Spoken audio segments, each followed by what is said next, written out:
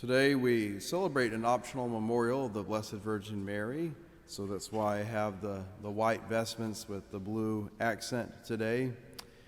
And so, we continue to read from the letter to the Philippians, and this whole letter, this section is very much just an acknowledgement of the gifts that they had showed to their apostolic visitors. And this would be St. Paul and his companions that were ministering to this early church. And, they were building these communities. And this was so early in our church's history.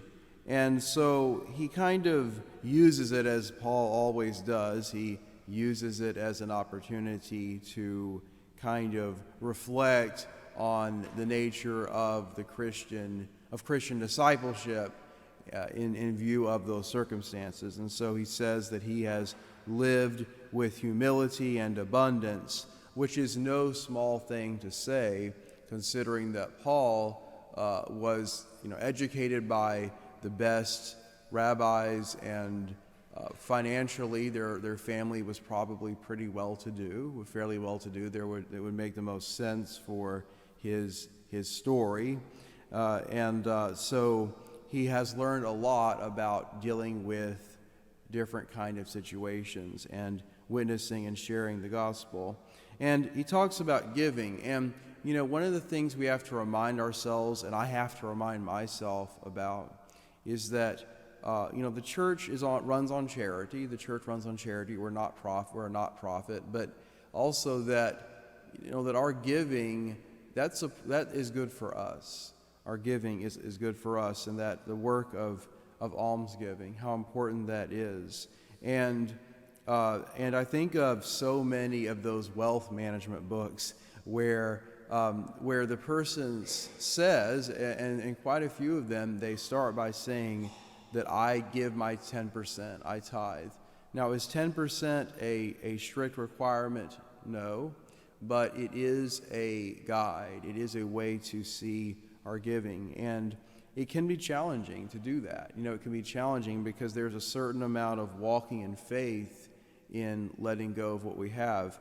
And again, while this is not a requirement as far as like the math, the one way that we can do that is do like 5% to the church and then 5% to organizations or whatever that we believe in, that are in accord with church teachings, right? Things like that. So giving is good for us, and giving is good for me, and it really does do a lot for us spiritually, and obviously it does help other people.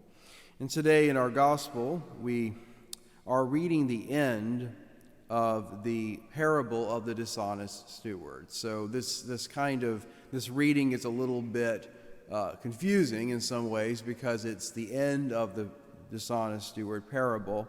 And so Jesus says a few things, again, about wealth. And I think if you read between the lines a bit, it's clear to me that the dishonest wealth he speaks of, and I'm sure there are better translations of that, but it really is more of like our earthly wealth. And by that I mean that the true wealth that each of us has is our graced relationship with the Lord. We're not going to take our Roth IRAs, and we're not going to take all that stuff with us to heaven. We don't need it in heaven. But God willing, we do get to heaven. We get to heaven, maybe have purgatory first, but that we would set our sights on heavenly things. And to take this back again, there's an irony here, because the more that we focus our life on God, often that helps us in our material, in our temporal possessions, in that, not that we're going to get super rich and have 5 cars, but that we are better managers of what has been entrusted to us, that we are stewards. So often one of the big things that causes us problems in our earthly wealth, earthly management, of our possessions is that we let sin gets into it, and we make selfish decisions that don't take into account other people's good, and we should be able to see that connection there. So what we want to do is to use the resources that God has put into our lives to glorify God, to serve God, and let God be number one in our lives. One way of doing that is with a formula. It's just a formula. It's really just a way of thinking about it, but it's God, family, job, ourselves, right? Something like that. God, family, job, ourselves, and that we keep that order, and that we think about things in that order as opposed to changing that order into another kind of thing. And so as we continue this week, I pray that God will help us to be good stewards of all the gifts he has put into our lives, and to be people that are generous and seeking the needs of those around us.